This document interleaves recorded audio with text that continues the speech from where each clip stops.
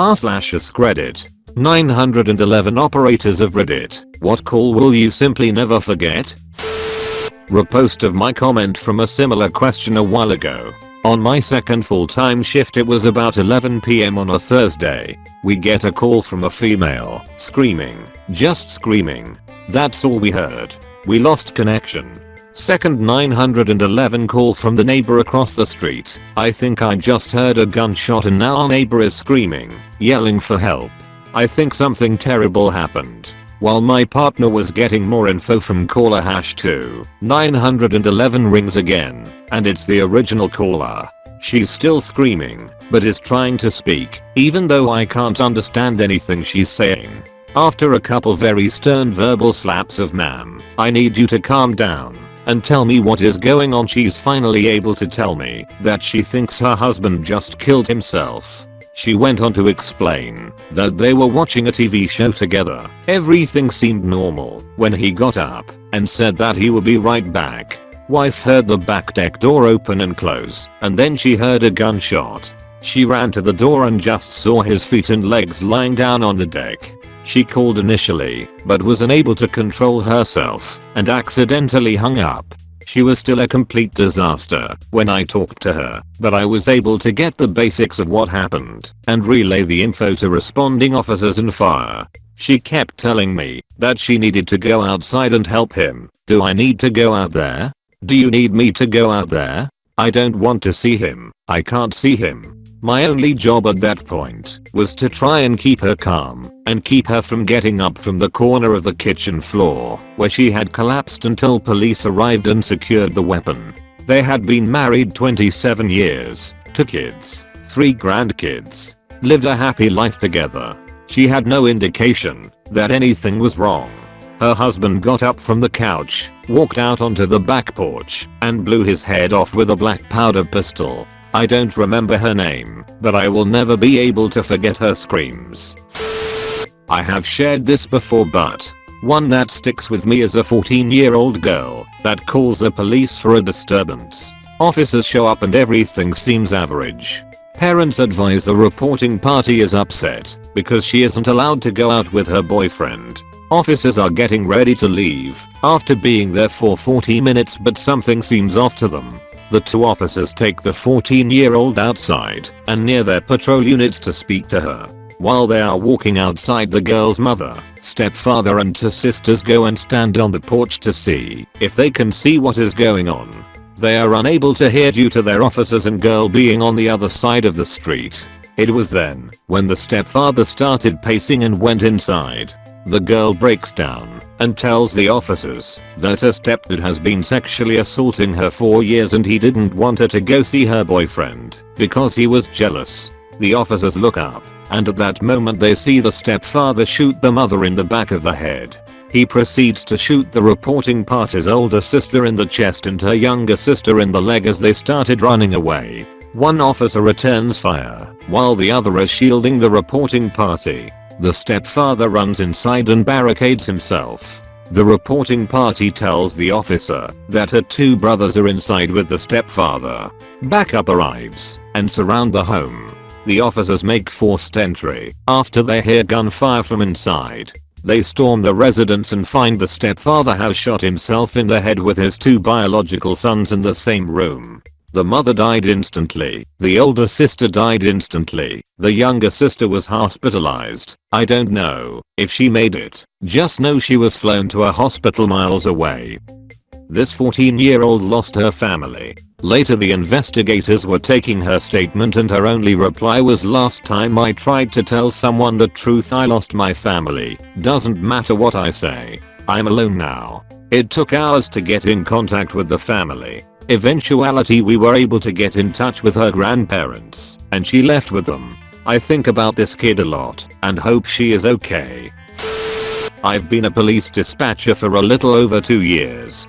The call I'll never forget is the first suicide caller I got. It was around 11:30 PM and this girl calls 911. She must have been 19 to 20 years old. All she says is that she is just calling to let me know where to find her body. I ask her where she's at, an address, intersection, anything.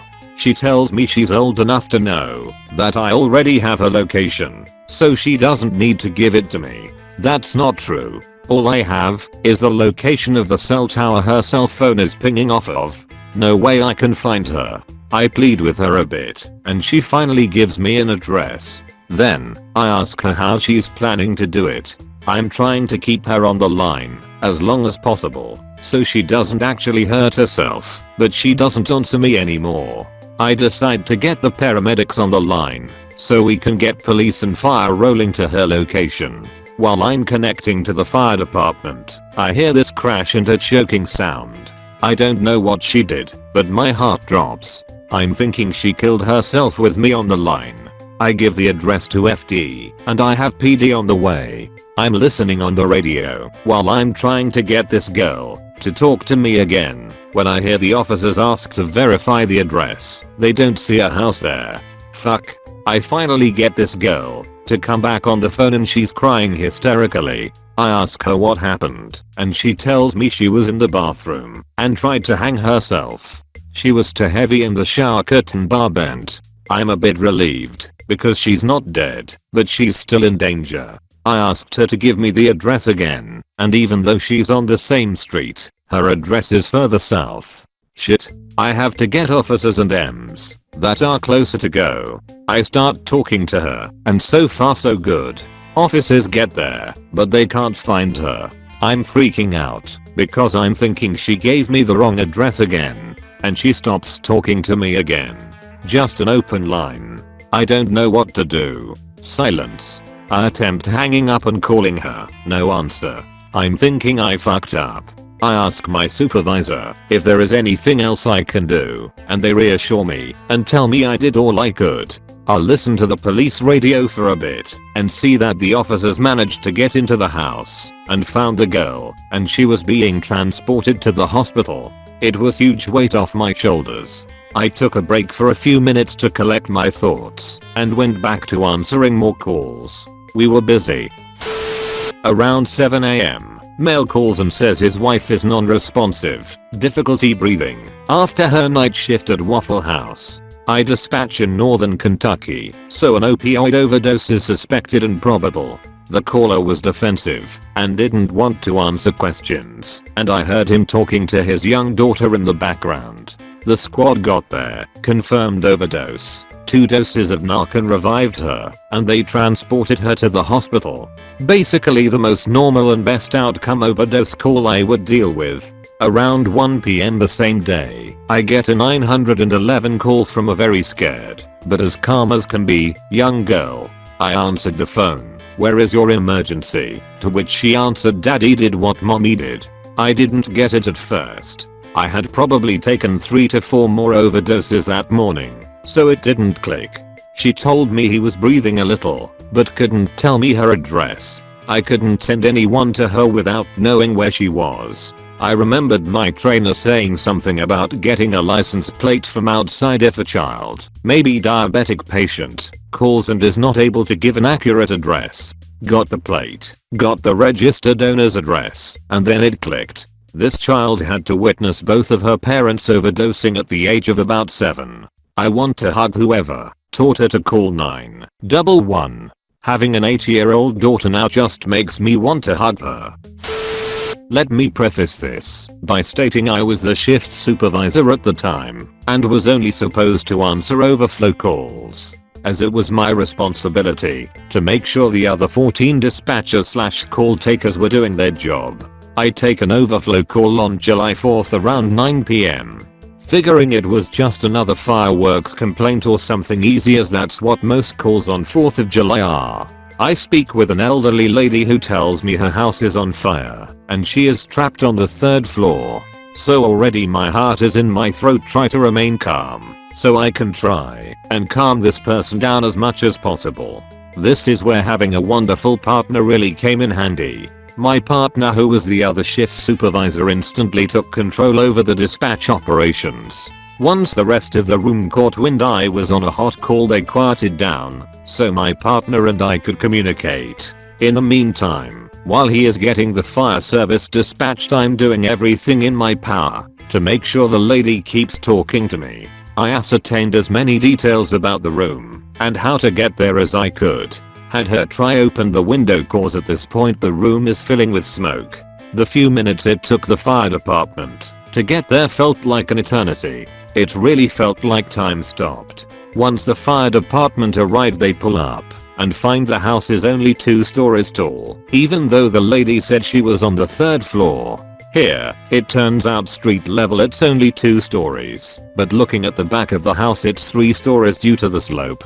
As the fire department begins making entry the woman collapses. So at this point I'm not sure if she was gonna make it.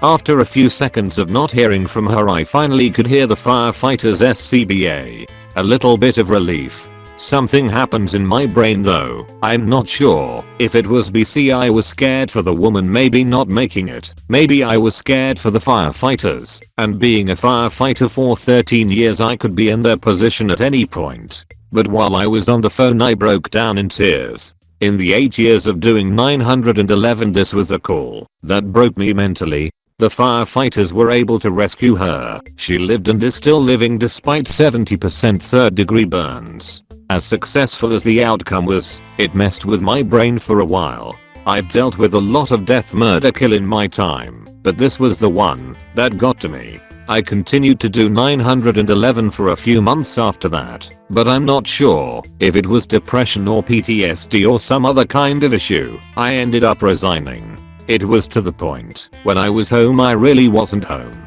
It was affecting my relationship. Only recently have I made appointments to go get professional help. For any other emergency responders or anyone for that matter, thank you for all you do. But seriously if you're not feeling okay, get some help. It's not something to keep putting off.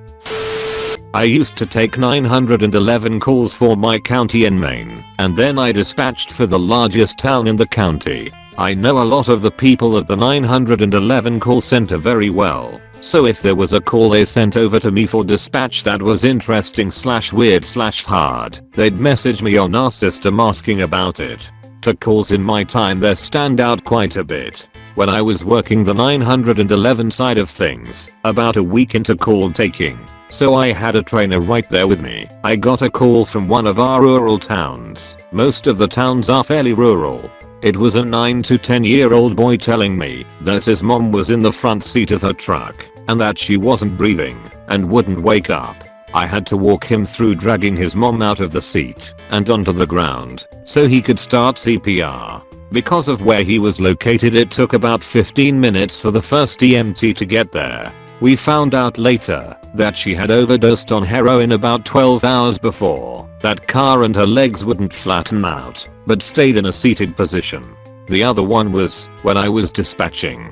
The guy called 911, gave his address and phone number, and confirmed them both. When asked for his name, he simply said that he didn't want to be found by his family and hung the phone up. One of the guys I knew at the call center let me know all this and said he had a really bad feeling about it. I sent 2 officers because I did as well. The officers arrived about 4 to 5 minutes after the initial call came in, and he had already shot himself in the head. The worst part of this was his mom, mother-in-law, brothers, and wife called in every 20 to 30 minutes asking for updates because he had made a Facebook post with a link to a website he had created as his suicide note. I wasn't able to tell them anything more than officers are there and will contact you shortly. The website, copied and pasted into Word, had 15 to 20 pages worth of writing, mostly to his young son about how he was better off without him in his life and how it was better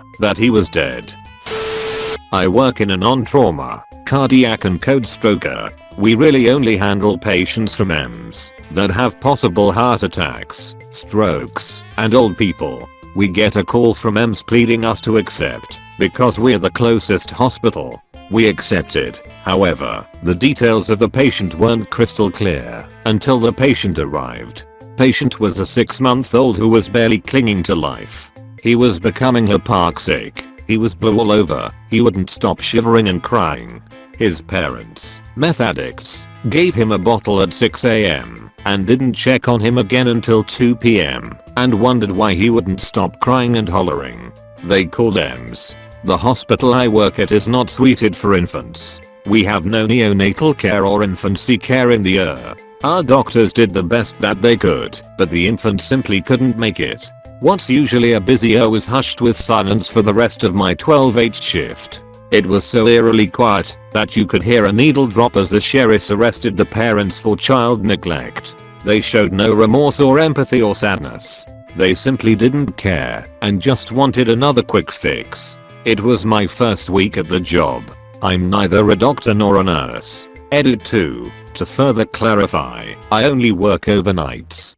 There's no pediatrician or OB or anything close to neonatal care on call. The doctor that night was newish to the city and hospital, having worked there 2 months longer than I had.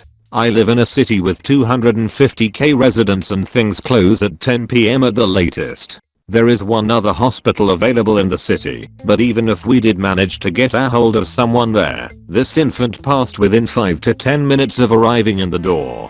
People are cruel, the world is cruel, and I will never forget the faces of the parents involved in that poor child. It's the only patient I've had since January that I humanized, meaning I learned about them, connected, and interacted. It digs deep down into your soul when you witness someone pass, and it will starve your spirit of mercy when it's a child. If you're reading this, for the love of all things holy, please do not do this to your current child, future children, or grandchildren.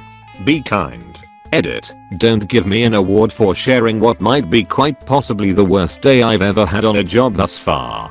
Use that same money to donate to a children's hospital or some other charity. Thanks for it. Transfer from primary agency for a medical. Infant possibly not breathing / unconscious. Part mother states foam and blood coming from baby's mouth. Mother won't stop yelling, not screaming, just being loud, except when she says, "Fuck real angry, that baby is dead." Have to speak to her sharply to get her to answer me, as she's gone off on a rambling story about how she woke up from a nap and the baby was dead with blood coming from its mouth. I'm instantly suspicious because she doesn't sound scared or concerned or even truly angry, just irritated. I'm trying to get her to initiate CPR as she hasn't stated baby is both cold and stiff, so per protocol I have to badger people in that scenario to start compressions. Mother refuses. I attempt to switch to guilt. So, you're refusing to help? Is an effective question to throw at people who are squeamish about compressions. At no point has she expressed sadness or anything. Her story suddenly changes after 2 minutes, and now she didn't lay down for a nap. She was standing in her bedroom and something hit her in the back of the head, and when she woke up, the baby was dead, and now she can't remember anything. Still trying to get her to start CPR, but now I'm pumping her for information on a recorded line, and just kind of letting her talk, while regularly trying to redirect her to start CPR. Mother lights cigarette, won't stop saying, "I can't believe this is happening to me." Sounds like super entitled people sound when they want to talk to a manager. See her all over the news for having killed her baby the next day. Call out for 2 nights because I can't get her voice out of my head. When she changed her story, I could hear her smiling. Just the tone of her voice was her congratulating herself on coming up with a foolproof story. At one point she even said, "yeah," to herself like she was convincing herself, and I never want to listen to someone develop their lie that they intend to use to cover for killing their 2-week-old ever again. Student paramedic here. Had a call being general broadcasted over radio when I was chilling in base with my mentor. We were on a 2-man car ambulance. Operator who was broadcasting said something along the lines of, "Female, reportedly unconscious, police on scene, major trauma, pause, CPR in progress, confirmed arrest by police on scene." My mentor looks at me. We're off in 30 minutes at the end of a night shift, but we go anyway. We're around the corner, make it there in no time at all. There's police everywhere, at least 7 squad cars. I'm nervous as hell, and so is my mentor. As we approach the house, a man emerges, handcuffed by police. He looks content enough and smiles at us as we walk by. Police shout for us to hurry. We run over with equipment to front door and are met with one of the worst scenes I've ever seen and will always be there in my mind. There's a woman lying on the ground with the left side of her head caved in, blood absolutely all over the place and brain matter scattered around the floor too. Police are doing CPR. We stop them when we see the patient has signs of pooling and rigor mortis. I'm literally sweating and on the verge of tears. This is not how I wanted my shift to end. Then, we hear from behind us more police in the house and the sounds of children. 2 kids are escorted out of a bedroom behind us with their eyes covered, and one of them asks, "What's going on? Where's mommy?" My heart melted. I've never been exactly traumatized by a job, but those kids being shielded from what just happened to their mother will stick with me forever. I bring equipment back to the ambulance as my mentor starts to do paperwork, and we wait for someone to move the body. Social services arrive and take the kids, blissfully unaware of what's just happened. Was off 3 hours late after all the paperwork and interviewing from police. Good job, but man has it left its mark on me. I'm a lurker and created an account to respond specifically to you. Your story hit so close to home with my personal life. Your story is a reason I stopped reading the rest of them. You know when you cry, and it comes from a place so deep that no noise is required, the tears just fall from your eyes without control. Here is my story. My son was freshly 3 at the time. His dad and I legally separated and living in different homes. They both show up unannounced, and my son runs into his home, and his father just behind. The next moments were baffling. He became angry that I was seeing someone else. He began to ransack my room, shove me into things, pushed me up and down the stairs in front of our son. I had a .45 sitting on my wardrobe closet. It was out to remind me to clean it. He grabbed it and trapped me between my doorway and stairwell, pointing my own firearm at my face. He slammed my body against the frame of the door as I fought to get it back. Eventually, the firearm was in my hands and I just threw it. I couldn't tell you what I was thinking at the time, but I just threw it. My stairs had a flat platform where my son was yelling with his hands over his ears and crying, "Stop yelling at my mommy. Stop yelling at my mommy." I looked at his dad and said, "Look at what is happening. Just look." He just scoffed and went to collect things from the room. In a rush of clarity, I raced for the bathroom where the .45 landed, swooped up my son, ran out the house, hopped in my car and drove away, leaving him standing in my home. I was lucky. My son is almost 10 now. He loves me something serious. I cannot even fathom who he would be if he experienced your scene vs mine. Thank you for what you do. Thank you. Sometimes in cases of domestic violence the victim leaves too late. I really wish I could hug you. Edit. My situation was domestic violence, not to suggest Op's situation was. Older lady, I want to say maybe early 70s, calls in with a sort of polite urgency in her voice, tells me she thinks she's having a stroke, tells me she has her grandchild at the house with her, asks me to call her daughter to come get the child. By the time she's done giving me the phone number, there's just a very slight slur in her speech.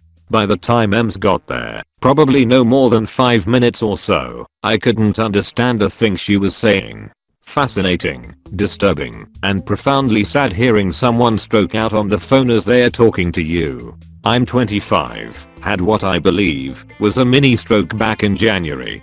Called my mom not knowing what was going on because my right arm and right side of my mouth was going numb. When all of a sudden I tried saying something, and I couldn't even speak correctly. Like I could think of what I wanted to say, but when I tried to say it, it would just turn into jumbled nonsense. Edit. Wow, I honestly did not expect so many people to engage with my comment. Lol, thank you all so much for showing concern and trying to help me figure out what's going on with me. Also, I left out some details that I'd like to throw in about my hospital visit. In the I had a spinal tap done and had some blood drawn, which I can't remember what they tested for with that. I was admitted to the hospital shortly after my spinal tap. I had an MRI and 2 CT scans done which came back clear. I had an ultrasound done on my heart which found no hole in my heart. I was admitted Monday evening and the neurologist came Wednesday afternoon. In her opinion it was either a stroke, seizure, or hemiplegic migraine. Before I left they took like 16 more vials of blood for testing which came back fine, so they ruled out quite a few things. I go back to see the neurologist on Tuesday, so hopefully we have some good news. Edit 2. Also, I don't know if anyone is still reading this, but I forgot to mention they put me on a 1-month heart monitor. Didn't really find much besides an increase in heart rate every so often. When I go back to the neurologist, she might recommend a 6-month monitor. I have a few. I took a call from a man whose 1-year-old daughter fell in the pool while unattended.